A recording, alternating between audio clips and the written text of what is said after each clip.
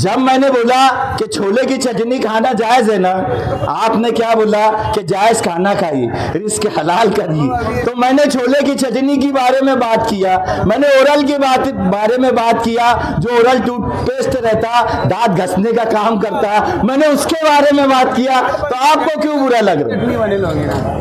आज मालेगांव शहर में ऐसा कोई घर नहीं होगा जहां पर खिचड़ी और छोले की चटनी नहीं बनती होगी। तो इनको बुरा लग रहा है क्योंकि हमारे शहर के जो एमएलए साहब है वो सियासत में आए थे तो एक नारा लगाया था। उनको 2007 में सियासत में आए हुए पूरे 18 साल हो चुके। मैं और मेरे साथ में जो मेरे दोस्त है आमीन खान, हम भी उसी नारे में बहकावे में आकर उस नारे का शिकार हो गए थे। उस वक्त वो इस्लाह सियासत की बात करते थे और कारपोरेशन में हजरत उमर फारूक रजी अल्लाह ताला ने जैसी सियासत करने का दावा भरते थे। तो मैं इस शेर से वो बात को शुरू करना चाहता हूँ कि इस्लाह माशरा करके जमाने पे छा गए, इस्लाह माशरा करके जमाने पे छा गए। जंगल में ना मिला नागमनी तो सियासत में आ गए। कभी ये करते थे रिस्क हलाल की बातें, ना जाने कितने हराम के मुर्गे चबा गए। यह हाल है। उस वक्त भी ये वो रोकर और शहर की हमारी भोली भाली आवाम को बहकाकर ये शेर पड़ा करते थे कि तेरी रहमतों का दरिया सरेआम चल रहा है, तेरी रहमतों का दरिया सरेआम चल रहा है, मुझे भीख मिल रही है, मेरा काम चल रहा है। आज मैं उनको ये कहना चाहता हूँ कि तेरी रिश्वतों का चर्चा सरेआम चल रहा है, तुझे नोट मिल रही है, तेरा काम चल रहा है। आज देखिए इस्लाम पार्टी बनाने का हमारा एक ही मकसद था। हमारे कायद जनाब आसिफ शेख रशीद साहब, हमारे इस्लाम पार्टी के सदर नवीद खतीब साहब, एक ही सोच है कि आप खुद गौर कीजिए, जो अपने आप को रफीक मिल्लत, खतीब मिल्लत, रहबर मिल्लत और ना जाने कैसे कैसे अलकाब से अपने आप को पूरे हिंदुस्तान भर में बोलते थे, क्या ये इत्तेहाद कीजिए। इत्तेहादुल मुस्लिमीन नाम की एक पार्टी मालेगांव शहर में नहीं, पूरे हिंदुस्तान भर में ऐसे वारिद की गई और ऐसा बोला गया कि मालेगांव शहर नहीं, पूरे हिंदुस्तान भर के मुसलमानों की हिफाजत करने की जिम्मेदारी सिर्फ और सिर्फ इत्तेहादुल मुस्लिमीन की है। लेकिन आज आप खुद देखिए कि ये इत्तेहादुल मुस्लिमीन आज इंतशारुल मुस्लिमीन बन गई है। आज इंतशारुल मुस्लिमीन बन गई है। इनकी कई वीडियो, कई फोटो, कई ऐसी बातें जो बीजेपी के साथ गठबंधन है, गठजोड़ है, इनकी आ चुकी है। अंसार जमात खाने के जलसे आम में या फिर डायमंड लॉन्च के जो जलसे आम में हमारे महबूब लीडर जनाब आसिफ शेख रशीद साहब ने स्क्रीन के जरिए से बताई गई थी। आज हम देख रहे हैं कि हमारे मुसलमानों पर, हम आज यहाँ मालेगांव शहर में 90% आबादी वाले, आज हमको ये एहसास नहीं है कि जहां पर 4 घर रहते, जहां पर 10 घर रहते मुसलमानों के, वहां पर कोई बोलने वाला है नहीं।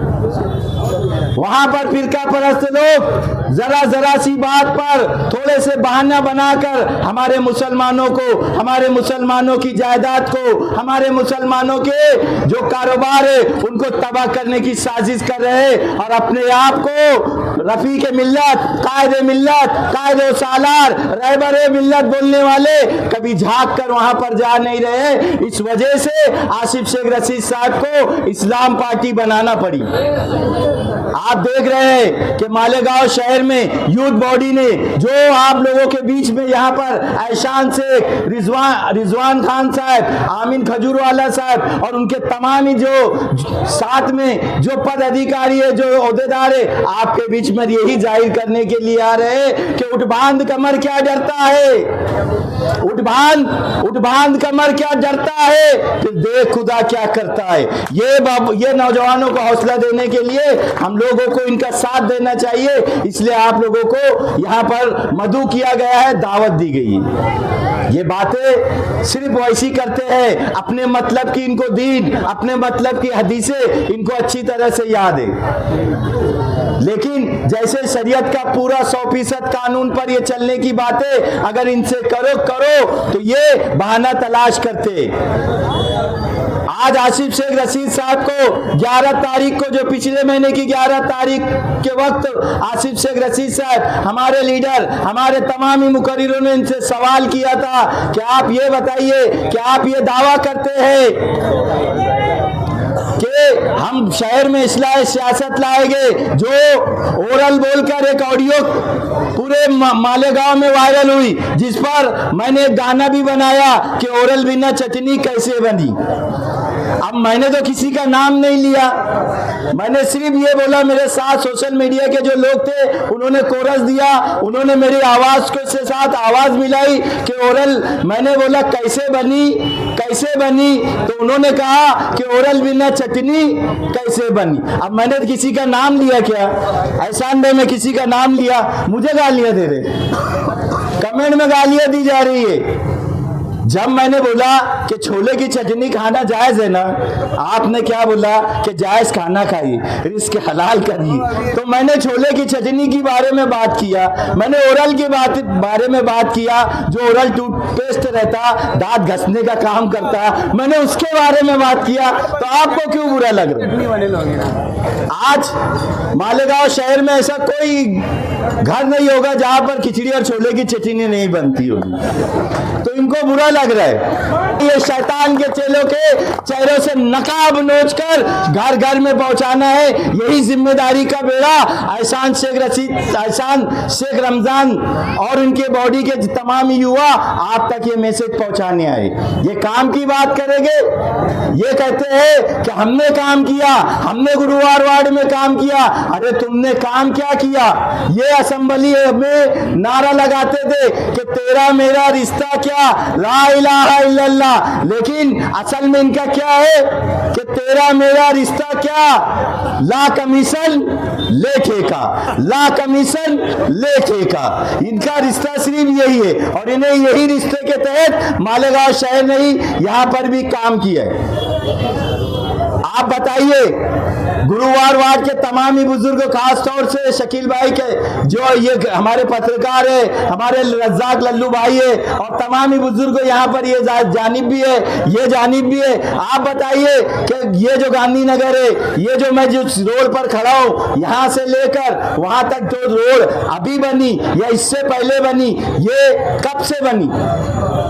मैंने इससे पहले भी आप लोगों को बोल चुका हूं कि सलीम मेंबर जिन्होंने ये शॉपिंग सेंटर बनाई थी, जब इनका वजूद भी नहीं था, जब ये जो शॉपिंग सेंटर और यहाँ 13 नंबर उर्दू स्कूल थी, ये सलीम मेंबर के वक्त जब काउंसलर थे, ये 94-95 में जब काउंसलर थे, उस वक्त इन्होंने बनाई। और ये कहते हैं काम हमने किया। इन्होंने काम क्या किया? 13 नंबर स्कूल का पूरा जो ढांचा था, जो खिड़कियां थी, उसमें जो लोखंड था, जो पाइप थे, जो गट थी, उसके अंदर जो डेस्क थे, जो प्लेट थी, तमाम ही बेचकर इन्होंने भंगार में खा गए।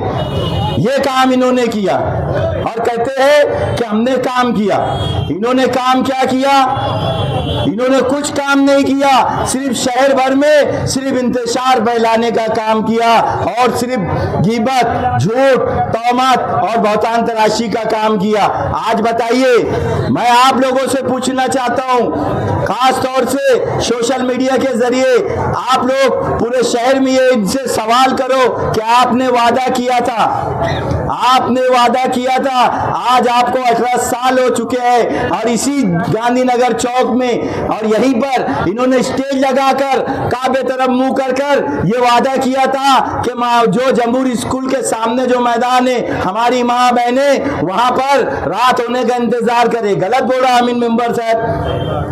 बताइए, इन्होंने संडास का वादा 18 साल पहले किया था, अभी तक वो वादा पूरा किया क्या?